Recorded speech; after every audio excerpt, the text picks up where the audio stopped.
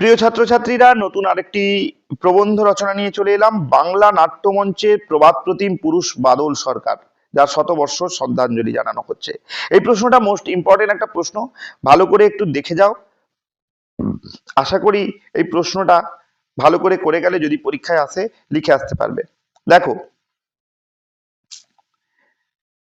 ভূমিকা, ভূমিকাতে এটা দাও, নাটক শুধু বিনোদন নয়, নাটক হলো সমাজ পরিবর্তনের এক শক্তিশালী হাতিয়ার। বাংলা নাট্য জগতের ইতিহাসে এক প্রগতিশীল, বৈপ্লবিক এবং প্রথা ভাঙার নাম হলো বাদল সরকার। গতানুগতিক প্রেক্ষাগৃহের গণ্ডি পেরিয়ে নাটককে সাধারণ মানুষের আঙিনায় পৌঁছে দেওয়ার প্রধান কারিগর ছিলেন তিনি।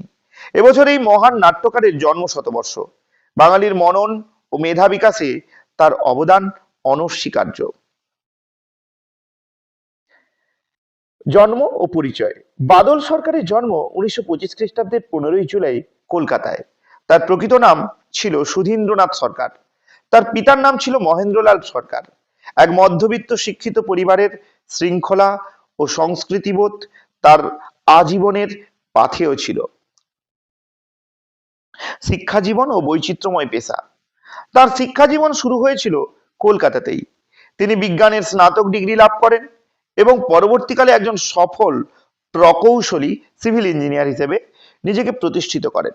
পেশাগত জীবনে তিনি একজন সুদক্ষ টাউন প্ল্যানার বা নগর পরিকল্পনাবিদ হিসেবে কাজ করেছেন। এই নগর পরিকল্পনার ছাপ আমরা তার নাটকের কাঠামো ও সুশৃঙ্খল বিন্যাসে খুঁজে পাই।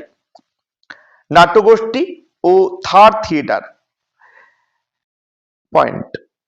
চাকরির সুবাদে দেশ বিদেশে ভ্রমণের পর নাটকের টানে তিনি 1967 খ্রিস্টাব্দে শতাব্দী নামে নিজের একটি নাট্যগোষ্ঠী গঠন করেন। তিনি বাংলা নাটকে প্রবর্তন করেন থার্ড থিয়েটার বা তৃতীয় ধারার। এই ধারার মূল বৈশিষ্ট্য ছিল ঝকঝকে মঞ্চ বা আলোর সাজসজ্জার বদলে শরীরী ভাষা ও দর্শকদের সাথে সরাসরি সংযোগ স্থাপন করা। এরপরের পয়েন্ট, অমর সৃষ্টি সম্ভার। বাদল সরকারের নাটক মানেই তা ছিল এক সামাজিক ও মনস্তাত্ত্বিক দলিল। তার উল্লেখযোগ্য নাটকগুলি হলো এবং ইন্দ্রজিৎ। এটি আধুনিক বাংলা নাটকের একটি মাইল ফলক, যা মধ্যবিত্তের অস্তিত্বের সংকটকে তুলে ধরে। মিছিলে ও গিনিপিগ। রাজনৈতিক ও সামাজিক শোষণকে এই নাটকগুলোতে অত্যন্ত তীক্ষ্ণভাবে দেখানো হয়েছে। অন্যান্য নাটকগুলির মধ্যে ভগৎ সিং, গাও, জুলিয়াস সিজার, ভূতের ভবিষ্যৎ, বহুদিনের পরে এবং সাঁঝের সিরিয়াল ইত্যাদি তার বহুমুখী প্রতিভার পরিচয়। পুরস্কার এবং আন্তর্জাতিক স্বীকৃতি। নাট্য জগতে তার যুগান্তকারী অবদানের স্বীকৃতি স্বরূপ তিনি লাভ করেছিলেন অগণিত সম্মান। 1972 খ্রিস্টাব্দে ভারত সরকার তাকে পদ্মশ্রী উপাধিতে ভূষিত করেন। 1967 খ্রিস্টাব্দে তিনি লাভ করেন সঙ্গীত নাটক একাডেমি পুরস্কার এবং পরবর্তীকালে সঙ্গীত নাটক একাডেমি ফেলোশিপ সম্মানে ভূষিত হন। উপসংহার। 2011 খ্রিস্টাব্দের 13ই মে এই মহান নাট্য ব্যক্তিত্বের জীবনাবসান ঘটে, কিন্তু তার প্রবর্তিত থার্ড থিয়েটার ও নাট্য দর্শন আজও উত্তরসূরিদের সৃজনশীলতার পথ দেখায়।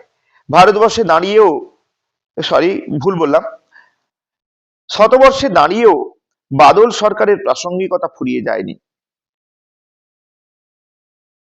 একটা কোটেশন দিয়ে দিবে, মঞ্চের চড়া আলো নিভে গেলেও প্রতিবাদের কণ্ঠস্বর কখনো স্তব্ধ হয় না। বাংলার নাট্যমঞ্চে তিনি চিরকাল এক বিদ্রোহী ধ্রুবতারা হয়ে বেঁচে থাকবেন।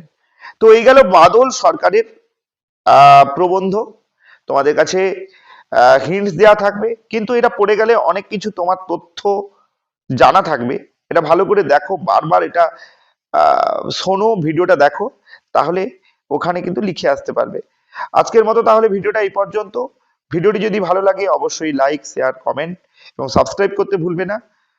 আর বন্ধুদের অবশ্যই ভিডিওটাকে শেয়ার করে দাও, কারণ এই প্রশ্নটাও কিন্তু আসার সম্ভাবনা রয়েই থাকছে।